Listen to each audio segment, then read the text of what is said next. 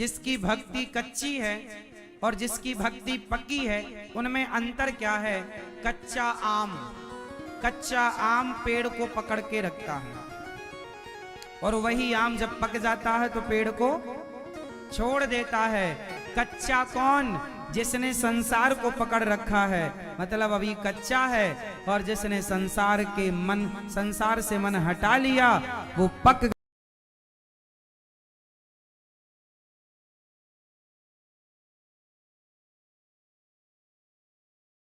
गया, इसलिए मन हटाओ। आपका मन नहीं हट रहा है, मतलब कच्चे हो।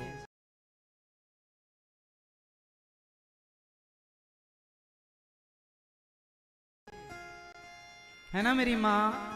आप तवे पर रोटी डालो, तवे पर रोटी गई और आप डायरेक्ट उसे निकालो तो निकलेगी नहीं, चिपक जाएगी। चिपक जाती है रोटी तवे पर, क्यों? क्योंकि अभी कच्ची है। थोड़ा पकने दो, फिर आप अपने आप वो रोटी तवे को जरा सा उंगली रखोगे तो हिलने लग जाएगी। हाँ या ना? कच्ची रोटी तवे से चिपक जाती है और पकने पर तवे को छोड़ देती है।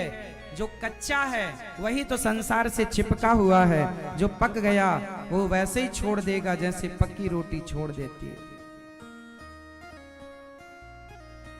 पका हुआ फल पेड़ को छोड़ाना नहीं पड़ता। जो भक्ति जिनकी पक जाती है वो संसार छोड़ते नहीं है, संसार अपने आप छूट जाता है। छोड़ दिया।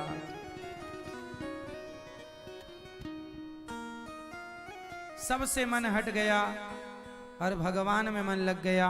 गोपियों को अब किसी की जरूरत नहीं। लिम्पन्त्यः प्रमृजन्त्योऽन्या अंजन्त्यः काश्चलोचने व्यत्यस्तवस्त्राभरणा काश्चित् कृष्णान्तिकं ययुः आन्तिकं ययुः। लिम्पन्त्यः प्रमृजन्त्योऽन्या।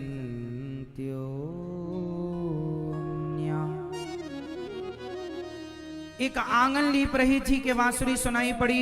आंगन लीपता हुआ छोड़कर दौड़ पड़ी, मतलब भगवान से मिलने के लिए इतनी उत्कंठित गोपियां काम धाम वहीं छोड़ दिया। काम में मन नहीं, राम में मन। काम में मन नहीं, श्याम में मन। हाँ, शरीर लगाओ संसार में और मन लगाओ, व्यवस्था ऐसी बनेगी। शरीर से संसार, पति पत्नी परिवार को खुश करो शरीर से, व्यवहार से, और भगवान को खुश रखो अपने मन से, प्रेम से। भगवान में मन लगे और संसार में तन लगे। अच्छा, तन और मन ये अलग अलग है कि एक है? मैया वीडियो कॉलिंग चल रही है मेरी माँ। क्या क्या सूझता है बुढ़ापे में।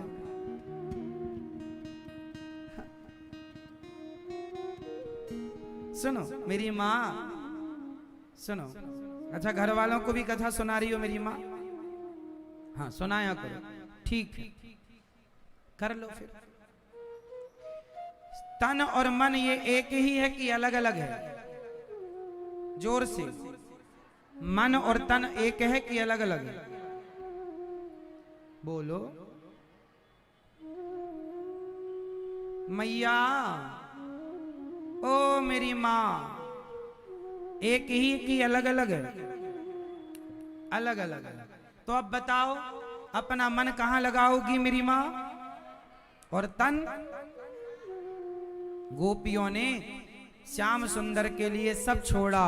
दुस्सह प्रेष्ठ विरह तीव्रताप धुता शुभा सारी एक गोपी जाने लगी तो पति ने पकड़कर कमरे में बंद कर दिया। जाओ, उस सखी के अंदर भगवान से मिलने की ऐसी उत्कंठा जागी कि उसकी आत्मा निकलकर सबसे पहले उसके सारे शुभ अशुभ पाप नष्ट हो गए और आत्मा जाके परमात्मा में मिल गई। दुस्सह प्रेष्ठ विरह तीव्र ताप दुता शुभा। ऐसी गोपियां ध्यान प्राप्ता च्युताश्लेष निर्वृत्या क्षीण मंगला। सब क्षीण हो गए सारे शुभ अशुभ पाप और मंगल ही मंगल हुआ। ठाकुर जी से मिल गई गोपियां। सारी गोपियां जब आईं तो भगवान ने स्वागतम वो महाभागा प्रियम किम करवाणि वह ब्रजस्यानामयं कच्चिद ब्रूतागमन कारणम। भगवान ने गोपियों को अब उपदेश दिया। देवियों, इतनी रात को यहाँ क्यों आई हो? अच्छा, भगवान ने गोपियों को क्यों बुलाया आधी रात को, मतलब शाम के समय? बताओ, भगवान ने गोपियों को बांसुरी बजा के क्यों बुलाया था? बताओ। हाँ, जोर से मैया, सभी बताओ क्यों बुलाया था भगवान ने? मैया बताएंगे क्यों बुलाया? मैया बताओ क्यों? भैया आप बताओ क्यों बुलाया? भैया जी आप बताओ क्यों बुलाया भगवान ने गोपियों को? काय के लिए बुलाया था बताओ?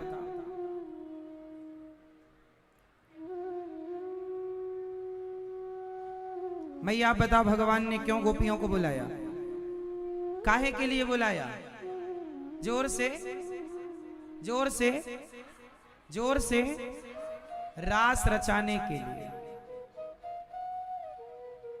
अब भगवान गोपियों के संग रास रचा रहे हैं तो किसी स्त्री के संग रास रचाना सही है कि गलत है?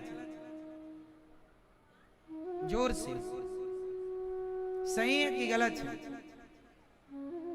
आजकल के छोरा छोरी भी कहने लग जाते हैं, महाराज जी जब भगवान रास रचाए तो हम रास रचाएं तो गलत क्यों?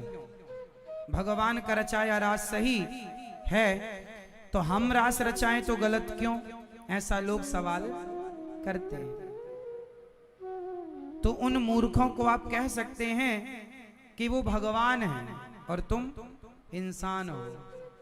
उन्होंने एक उंगली से पहाड़ उठाया था, एक उंगली से गिरिराज जी उठाए। आप उठा सको तो फिर आप भी रास रचा लेना।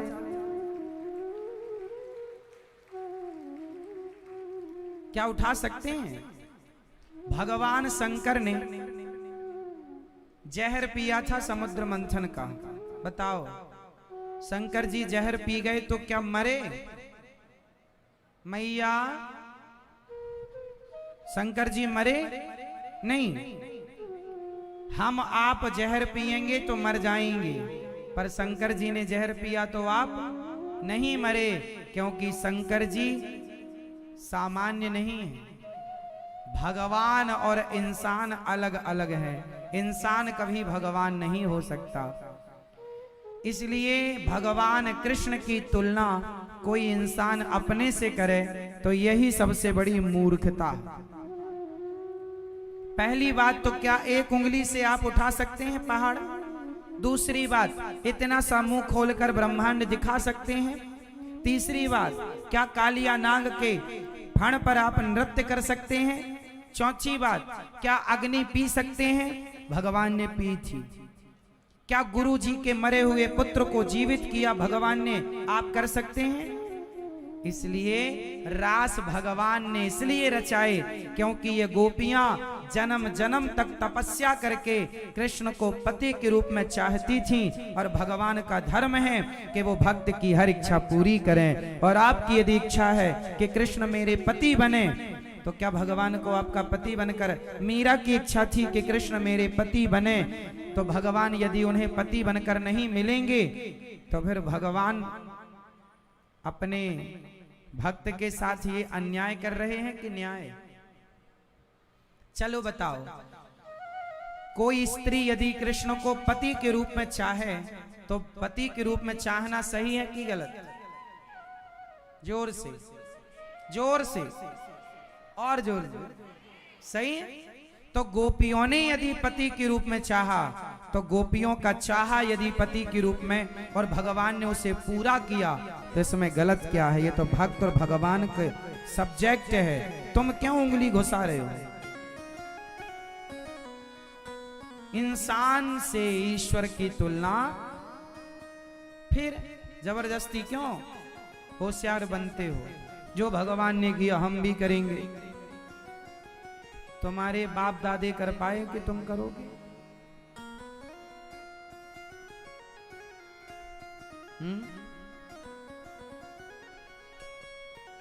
तुम्हारी आज तक की सारी पीढ़ियां फिर जिंदा होके आए तो तुम्हारा पूरा खानदान आज पूरा शुरू से आखिरी तक जीवित होके आ जाए तो तुम सब मिलके गिरिराज जी नहीं उठा सकते। हाँ, फिर इसलिए भगवान ने रास रचाकर जो किया सही किया, सही किया। गोपियां भगवान से क्या करती हैं? प्रेम। किस रूप में करती हैं? जोर से, पति के रूप में। कात्यायनी महामाये महायोगिन्यधीश्वरी नंद गोप सुतम देवी पति में कुरुते नमः।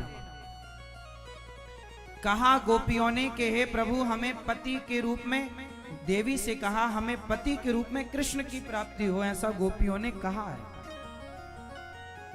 हमें कृष्ण ही पति मिले तो भगवान उन्हें पति के रूप में प्राप्त हो गए तो क्या बुराई है? उस समय भगवान की उम्र थी 8 साल जब रास रचाए। कितनी एज थी भगवान की? भाई 10.5-11 वर्ष की आयु में तो वृंदावन छोड़ के मथुरा चले गए। जब भगवान ने यहां से चले गए उसके पहले ही रास रचाए। 7 साल की आयु में गिरिराज जी को उठाया और गिरिराज जी के बाद रास रचाए। 7 साल पूरी हो गई आयु, 8 साल के कन्हैया, 8वीं रनिंग चल रही है। अब बताओ, भगवान पर भी संदेह कुछ लोग करते हैं। भगवान तो भगवान है, संदेह करोगे भी तो माता सती ने संदेह किया था तो भगवान का तो कुछ बिगड़ा नहीं, बिगड़ा सती माता का। हाँ हाँ मेरी मां, इसलिए संदेह नहीं, भगवान पर श्रद्धा हो, भगवान पर संदेह ना हो। संशयात्मा विनश्यति।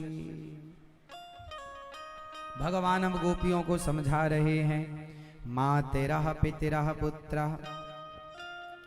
माँ तेरा पितरा पुत्रा भ्रातेरा पतयश्च वहा।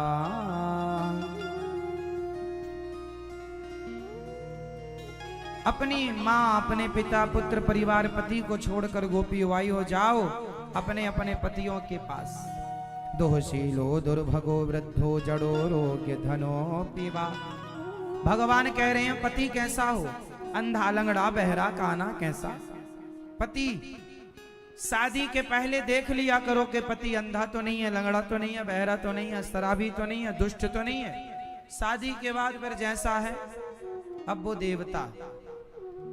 क्यों मेरी मां? शादी के पहले चेक कर लो।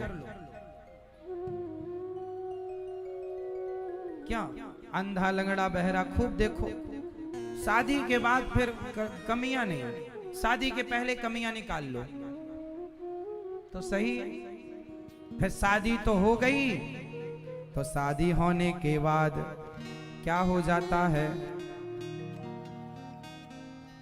ना?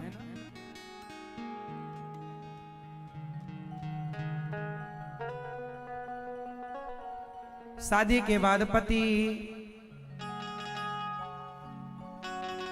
क्या मैया आपके पति क्या है? आपके मानती हो कि सिर्फ कहती हो? आप में से कितनी माताएं बहनें अपने पति को भगवान मानती हैं?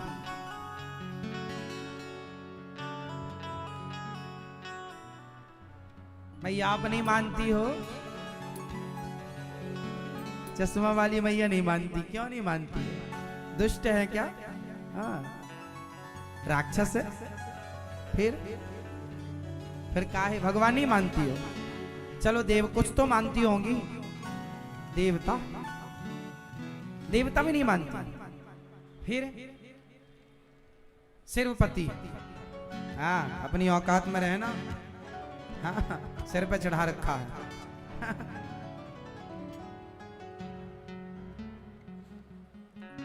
ये मैया अपने पति को पति, हाँ मेरी माँ पति तो पति है, पर हमारी मान्यता सनातन धर्म की मान्यता है कि जैसे माँ बाप तो माँ बाप ही है, पर उन्हें बच्चे भगवान मानते हैं। यदि कोई बेटा अपने बाप को बाप माने और कोई अपने बाप को भगवान की तरह माने और उसकी बात भगवान की तरह माने और पूजे, तो कौन सा बेटा श्रेष्ठ है, जो बाप को बाप माने वो या जो बाप को भगवान माने वो? भाई बाप को बाप मानने वाला भी श्रेष्ठ है, पर बाप को भगवान मानने वाला और भी श्रेष्ठ है। पति को पति मानने वाली श्रेष्ठ है, पर पति में भगवान का दर्शन करने वाली स्त्री।